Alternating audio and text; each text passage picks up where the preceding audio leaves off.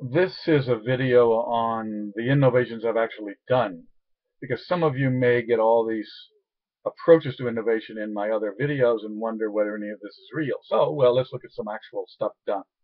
I had 3 programming jobs in high school. This was after completing most of college math in elementary school and junior high school on my own without going to courses, just because I liked the books and didn't know they were hard. I had a first job was Fortran 1 program, expanding binomially the stress equations of bridge design, and then multiplying these binomial series, keeping integer coefficients, because the final series would have beautiful mathematical patterns in the numerators and denominators that were extremely accurate. So just a few terms would make an extremely accurate result in Fortran 1.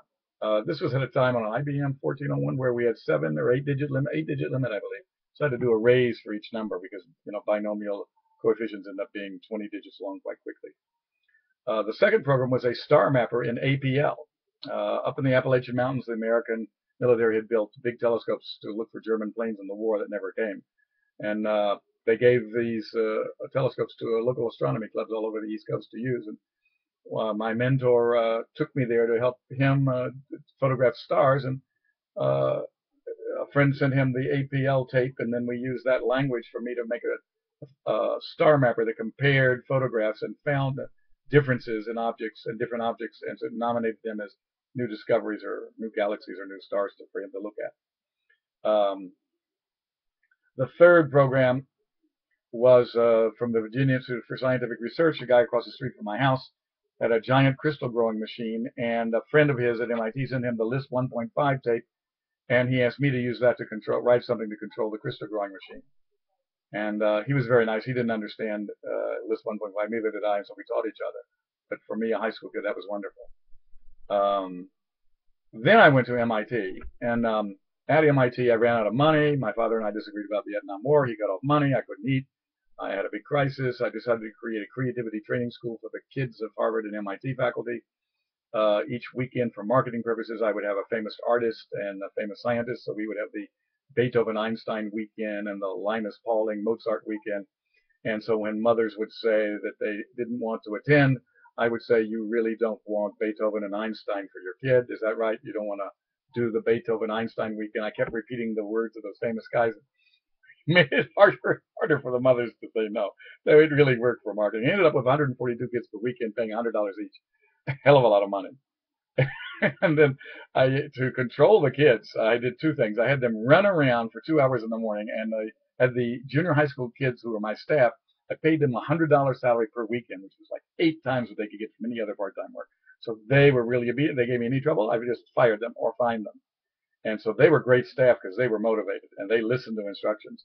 And in the morning, Saturday and Sunday, I had them chase the little kids for 2 hours straight without stopping. And we checked for health, and anybody didn't get too tired, didn't get hurt falling down. But boy, we ran and we ran and we ran and we ran, and they were so tired the rest of the day. We had not their full attention, but we had peaceful classrooms and attention the rest of the day when we actually started studying stuff and building stuff and doing plays and stuff. So that was a great experience, and I got the respect of a lot of Harvard, MIT, Wellesley faculty by taking care of the kids from Friday dinner to Sunday dinner, so the parents could go off for romantic weekends and come back, and the kids would know a lot about Linus Pauling and Mozart, which they knew nothing about before. So that was my creativity school at undergraduate school. Then I joined an ecumenical religious order in 104 of the world's poorest neighborhoods and villages, doing economic development work. And they had me do 2 things: visit the richest 2,000 Americans for donations for fundraising, and then set up mass workshops, citizen participatory citizen policymaking mass workshop events all over Korea, Japan, and Taiwan. And by accident, I happened to make the biggest such meeting in North America. Not me, but it was the local sponsor was great. But anyway, I got credit for it.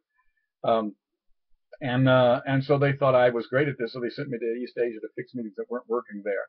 And I didn't know anything about East Asia, never been outside America in my life before. So the first thing I did was get a committee of eminent East Asians, Japanese, Koreans, and Taiwanese to tell me what I should do. And I just blindly followed what they said, and it worked. And I think it worked. If I had had more American experience, more pride in America, and been an older man in America, I wouldn't have listened, and it would have failed. But I was young, I was new, and I knew I didn't know what I was doing. And so I just 100% implemented what my local advisory committee said, and it worked great.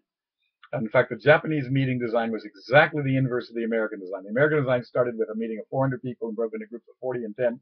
The Japanese meeting starts with groups of 4 people that coalesce into groups of 10 and 40 and end in a group of 400. Exactly opposite. And that's an interesting topic I'll do later on myself. I ended up working, wanted to study why Japan was running around the world winning in quality. So I wanted to work at 2 Deming Prize winners, Matsushita Electric, because I could teach artificial intelligence there and make money while I was studying their quality systems, and then Sekisui Chemical, because they were in many ways a more advanced company than Matsushita in terms of international management. Then after my time in Japan, I came back to the U.S., went to the University of Michigan Graduate School, and there I ended up with a lot of innovation consults. General Dynamics had this problem of 7,000 choices for fighter pilots to make. They had to choose the right one of the 7,000 within 1.2 seconds. And I asked them, what happens if they don't? And they said, you die. The rocket blows your plane up. So they had 7,000 choices, and they needed an organization of that choice space that was easy to learn and memorize into muscle memory. So within less than 1.2 seconds, they could choose the right one of those 7,000. And I did it. I mean, it amazed me. It amazed everybody. I organized 9 numbers, each of which has the same 9 numbers, each of 4 levels of 9 choices each, which covers the 7,000 choices in a fractal format. I organized everything by the same ordering principle on each level, within each level, and it became a 4-digit number you typed in 0.8 seconds, actually. So we exceeded our requirement on that. I did a number of other interfaces like that that were all individual innovations. Procter & Gamble and was afraid of, the head of Cal Soap had come to, bought Jerkin Soap at Cincinnati, right across from Ivorydale Technical Center for Procter & Gamble, and stood on the steps and said, we're going to bury Procter & Gamble in North America, terrified of P&G management. And they used me to make their response. And I had 11 principles of how Japanese take over markets. And I said, the Japanese are going to go to Sam Walton and Walmart, the biggest retailer, and they're going to build a free computer system that makes it effortless for him to order from them and give it to him. And they're not going to negotiate, or they're just going to give it to him and make it free, effortless for him, and they'll update it for free forever. And they're going to just automate ordering from them instead of from P&G. And P&G first proposed charging Walmart to jointly fund this. How stupid can you be? And I had some local P&G partners who were good at the politics of P&G internally, and so I gave my speech about the Japanese threat, and we really carefully fact-checked everything I said. And then we got a video camera or 2 on me doing that, and then we had 4 or 5 video cameras on redneck, vein-throbbing, angry, defensive, older P&G managers in the audience denying what I said. And that we edited, and my partners at P&G were geniuses. We edited a final report video for Vice Chairman Lako that just showed this terribly defensive, denying reality reaction by upper P&G management to the Japanese threat, and that immediately broke the whole culture's confidence in their leadership. That our leaders don't have the confidence that they can handle this. They don't know what they're doing, and that opened the door to a wonderful thing. P&G and Walmart uniting all of their computer systems. And then everybody else in America followed in the remaining 2 decades. And as much as any one person, I did that. No one person did that, but I did as much as anybody, and probably more in terms of initiating it. Then after that, I got real jobs. I decided to see what I could do in corporate America. I had a lot of ideas from the NGO work. I had a lot of ideas from the University of Michigan. I had a lot of ideas from Japan experience and Sekisui Matsushita. I had a lot of ideas on artificial intelligence from MIT. I had a lot of ideas from my consulting. And I wanted to see, okay, do these ideas work? Do they have power in industry? And so I went to EDS, and amazing. I made the first sale other than by Ross Perot after 2 years and 2,000 salesmen had sold nothing. By designing a feminine workshop event, which got P&G interested in EDS, whereas all the maleness and militariness of EDS's culture had irritated the GM customer. And then at Coopers & Lybrand, I did the same thing, created an artificial intelligence circles program so that I could sell 30 AI projects at $100,000 each that were small and risk-free and fast, could be done in 18 months. I could sell 30 of them for $3 million, whereas the leaders had been selling very complex 3-year projects for $6 million that never broke even, lost money for the company. And my little short projects were fast. They were all over the company. They were wonderful for the CEO to take credit for, and the head of IT could take credit for them. I made wonderful visual reports, 400 or 500 people in a big convention with winning out of 40 projects, the winning projects. Each little of the 40 projects was $100,000, about 18 months.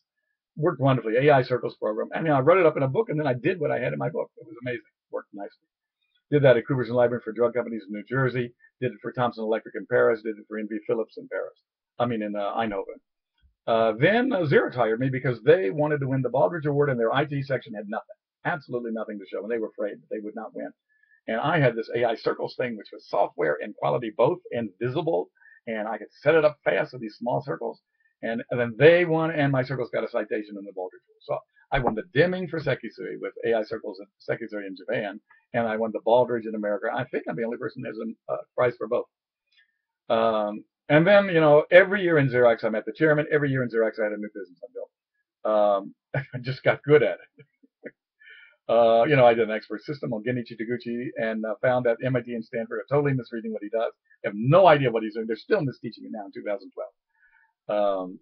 But you read my chapter on Taguchi in my book Global Quality from 20 years ago, and you'll get what Taguchi was actually doing. Now, I interviewed him in Japanese. The Americans interviewed him in English. His English was terrible.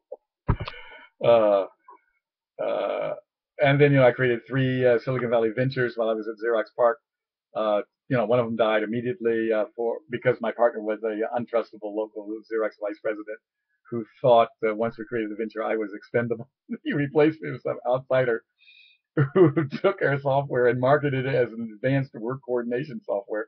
The customers had no idea what that was. It sounded scary and risky, so they didn't buy it. I had been marketing it as a simple quality database.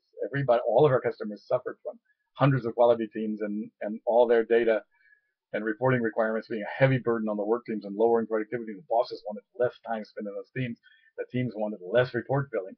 And here I had this software which got it down to minutes instead of hours and was wildly popular, and it had huge work coordination capabilities in it, which the teams gradually discovered. It was kind of a Trojan horse state. And at any rate, but that's what local partners are for. They get arrogant, they drink too many beers, they think they don't need you. That's what Americans are untrustable in that way. So it's a shame that one didn't go, but the other 2 went well because I didn't have a dumb local partner.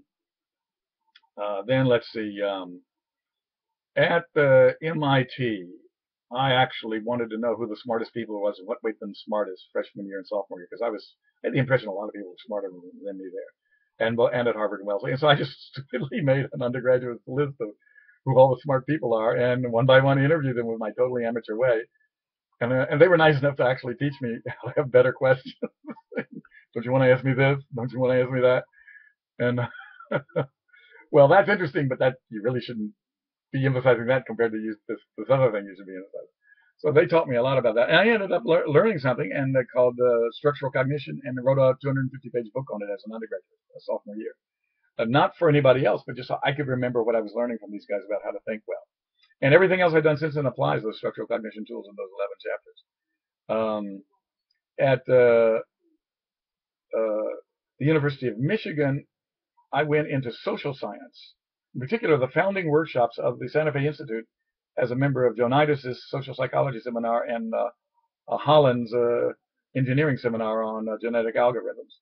And then I got to participate in the founding nonlinear dynamics, complexity theory workshops of the Santa Fe Institute. That was a thrill and much better weather than the rest of it. Then, Larry Houston and I cooperated at P&G in 1988 through 1998. And we cooperated in Japan a little bit. I sold a 1-page model of question finding dynamics for $24,000 to P&G, and he was nice enough to arrange that. And I'll stop.